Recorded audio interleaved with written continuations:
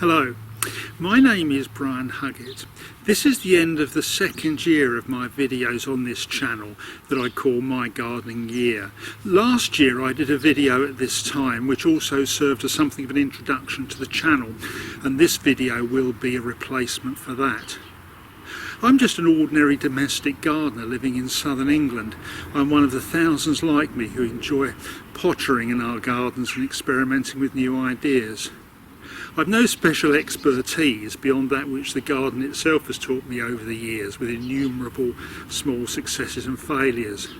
Whenever I visit a new garden or hear any gardener speak, however, there's always at least one thing that's new to me and inspires me to try something different in my own garden. If you watch the videos I post, you'll doubtless see many things about which you know more than I do. But I hope there are also a few ideas that you can take into your own garden and make your own. I always consider this time of year to be the end of one gardening year and the start of the next, as that's when I plant the sweet pea seeds. That's kind of early October. That process was last described in my video number 54. This time of year is also a time to reflect on what worked well in the past year and what new ideas to try in the next. The successes this year have included the sweet peas. Video 4 draws on several other videos so that the whole process of growing sweet peas, from planting the seeds to harvest, can be seen in one place. 2022 was undoubtedly my best year ever for sweet peas. My planned tomato fest went very well. I grew 14 varieties of heritage tomatoes from seeds. The results can be seen in my video 60. The automatic greenhouse watering system that I've developed over several years was critical to the success of that project, and I describe how it works in video 50. Despite the drought conditions, many of the perennials have fared well. I've made periodic videos that are compilations of photographs showing recent highlights in the garden that remind me of how things went. The last part of this video will include all this year's photographs again with a musical soundtrack. I've also labelled all those photographs as best I can in case anyone wants the same plant for their own garden. There are around 160 different plants here. After having a complete disaster with bacterial soft rot in the carrots last year, it's been a good year for carrots and several other vegetables, including parsnips, French beans and cauliflowers. The rhubarb I divided and replanted in video 45 seems to have got its feet under the table, and we should get a harvest next year.